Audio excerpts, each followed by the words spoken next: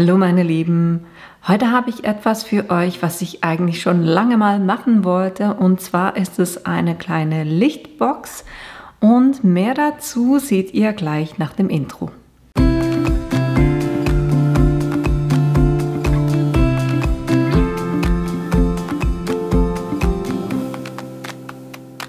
Damit ihr seht, was wir heute machen werden, das ist eine Lichtbox. Und zwar mit eurem eigenen Spruch. Und so sieht die aus, wenn das Licht nicht an ist. Und tada, so sieht es aus, wenn das Licht an ist. Und die könnt ihr dann wunderbar entweder irgendwo aufhängen oder durch diesen dicken Rahmen könnt ihr die effektiv auch irgendwo aufstellen. Ich finde es eine extrem coole Sache und wie ihr das machen könnt, das zeige ich euch jetzt. Für diesen Bilderrahmen brauchen wir diverse Sachen. Einerseits habe ich hier natürlich den Bilderrahmen selber.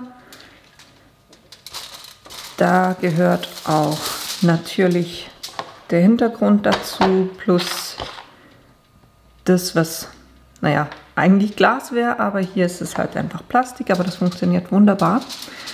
Dann habe ich ein Stück Alufolie, ein bisschen eine dickere, zurechtgeschnitten, bisschen größer als der Rahmen. Das einfach, damit es das Licht hinten so ein bisschen besser reflektiert. Dann habe ich ein Stück Backtrennpapier, um das vorne drauf zu machen.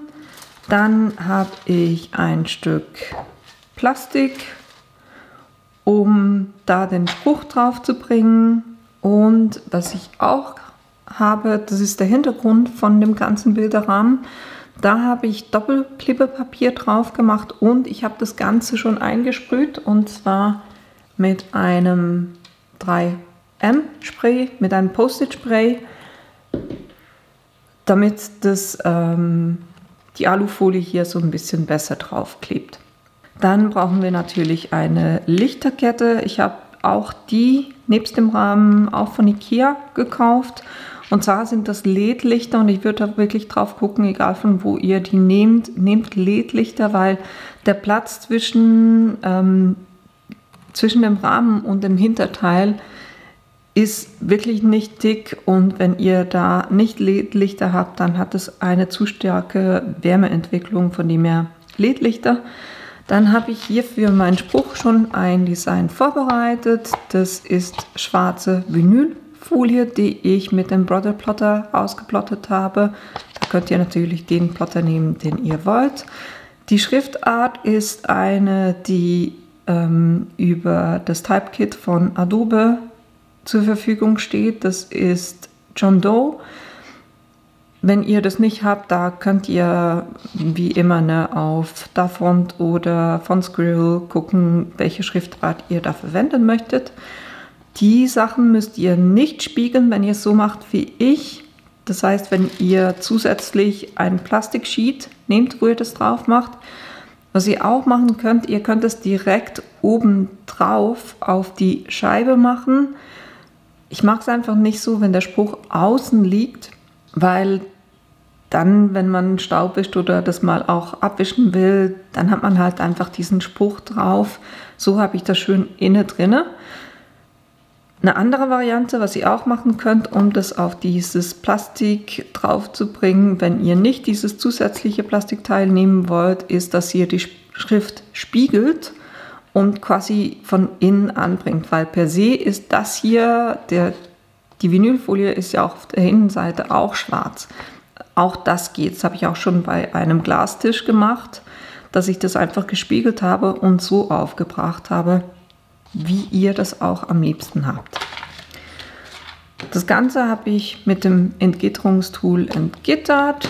Dann brauche ich natürlich mein Übertragungsmedium, um das aufzubringen, das Rakel oder den Rakel, um das aufzubringen, Schere, um das Ganze zurechtzuschneiden, und ich werde die Lichterkette effektiv mit der Heißpistole auf die Alufolie drauf machen. Das könnt ihr aber auch einfach mit einem Klebestreifen, wenn euch das lieber ist.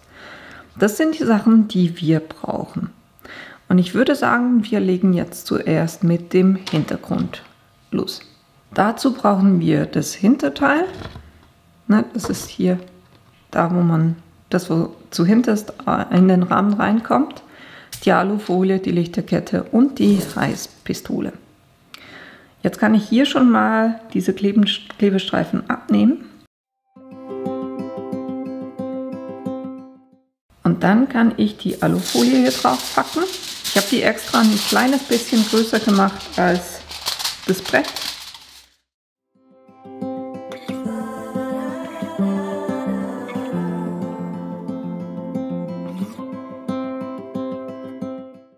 Und die Überstände kann ich jetzt einfach hinten rumlegen.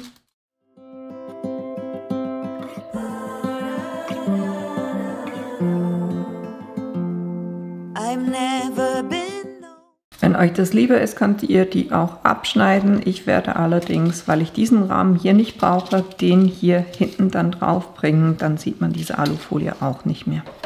Jetzt gucke ich drauf, dass ich diese abgeschnittene Ecke hier habe. Dann schließe ich meine Heißleimpistole auch schon an den Strom an, weil die braucht so ein bisschen, bis die warm ist.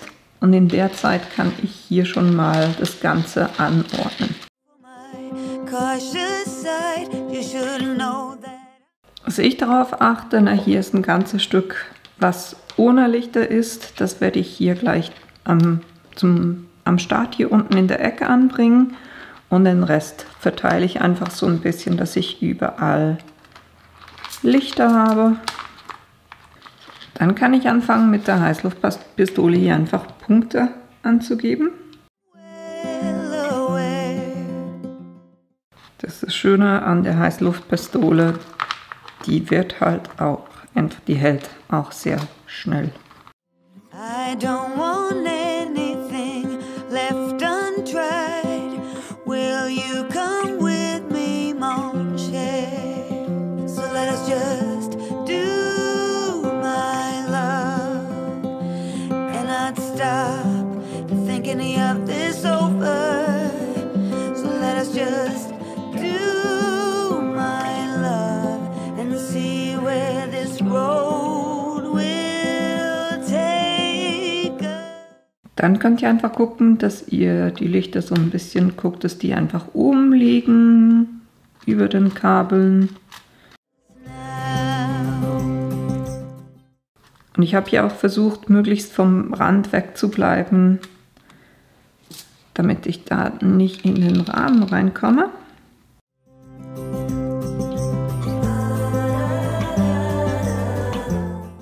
Das war es dann auch schon mit der Klebepistole. Die habe ich auch schon vom Stumm genommen und die lasse ich jetzt abkühlen. Und denkt dran, wenn ihr mit der arbeitet, die hat einen Fuß zum Aufstellen, aber wenn die zu heiß wird, tropft da jeweils auch so ein bisschen Kleber raus. Deshalb mache ich da immer was drunter, entweder Zeitungspapier oder eben ein Stück Alufolie. So, und das Ganze haben wir jetzt mal angeordnet. Jetzt können wir kurz testen, wie das funktioniert. Weil das müsste ja jetzt quasi so in den Rahmen rein.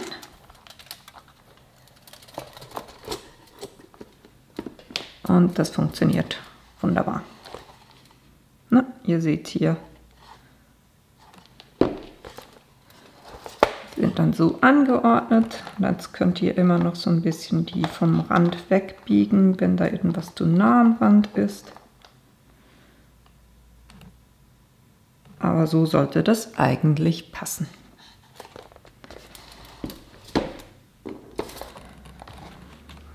Dann lege ich das hier kurz beiseite. Jetzt, um sicher zu sein, dass ich diesen Spruch dann auch schön mittig aufbringe, lege ich mir dieses zusätzliche Stück Folie auf die Abdeckung. Und dieses Stück, die Acetate Sheets sind 21 cm, also eine A4-Seite, und das hier ist ein bisschen größer. Von dem her ist es auf den Seiten so ein bisschen kleiner, aber ihr werdet dann sehen, das sieht man praktisch gar nicht. Ich Ich lege das jetzt hier kurz so drunter, dass ich das so ein bisschen ausrichten kann, wie ich das schön mittig habe. Das ist mittig. Dann bringe ich dieses Plastiksheet drauf. Dann werde ich das ganz einfach so machen, dass ich auf diesem Plastiksheet, da wo der Spruch nicht sein soll, hier einfach einen Streifen Washi Tape drauf mache. Dann kann ich mich wunderbar dann daran orientieren.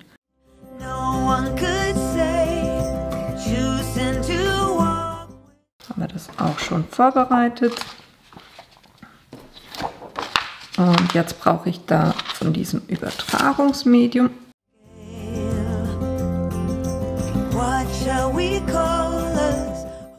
Und da gehe ich jetzt mit dem Rakel drüber, damit die Buchstaben dann auch an diesem Übertragungsmedium dran kleben.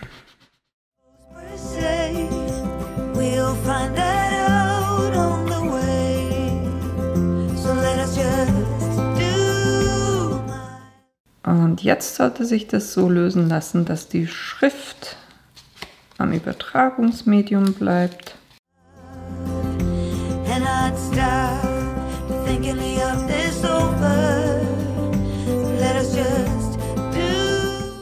Et voilà. Dann kann ich das Sheet nehmen und den Spruch da eben möglichst da platzieren, wo ich das haben wollte.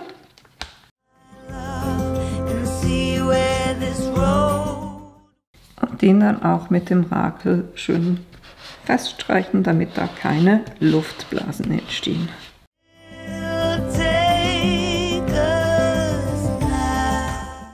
Und dann die Übertragungsfolie lösen.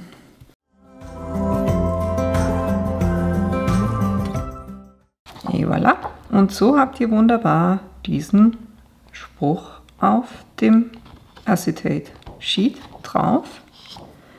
Und jetzt können wir eigentlich schon zusammenbauen. Dazu eben zuerst der Rahmen, dann kommt die Abdeckung drauf und da ist jeweils noch so eine Schutzfolie drauf, die könnt ihr abnehmen. Und zwar auf beiden Seiten, da möglichst gucken, dass ihr nicht zu viele Fingerabdrücke hinterlasst, ne?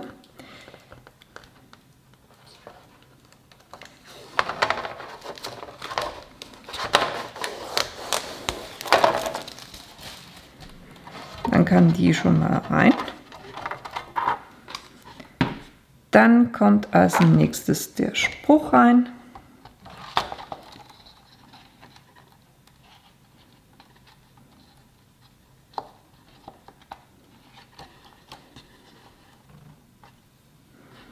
Dann kommt das Backtrennpapier. Und das habe ich effektiv auf die Größe zugeschnitten, was der Rahmen hier hat. Dann kommt dieser Holzrahmen drauf.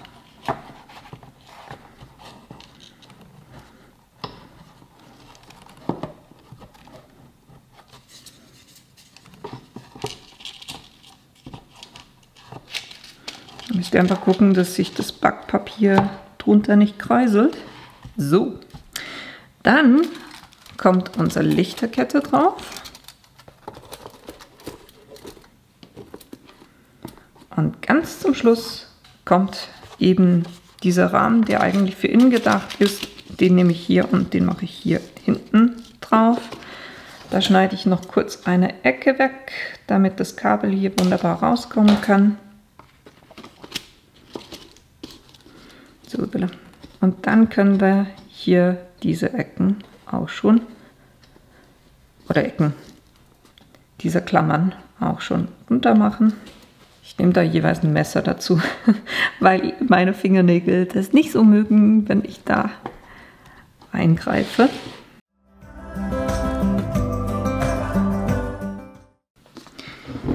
So, tata. Und so sieht unsere Lichtbox aus, ohne dass das Licht an ist Und jetzt, Moment. Und so sieht das Ganze aus, wenn das Licht an ist. Ist das nicht super cool?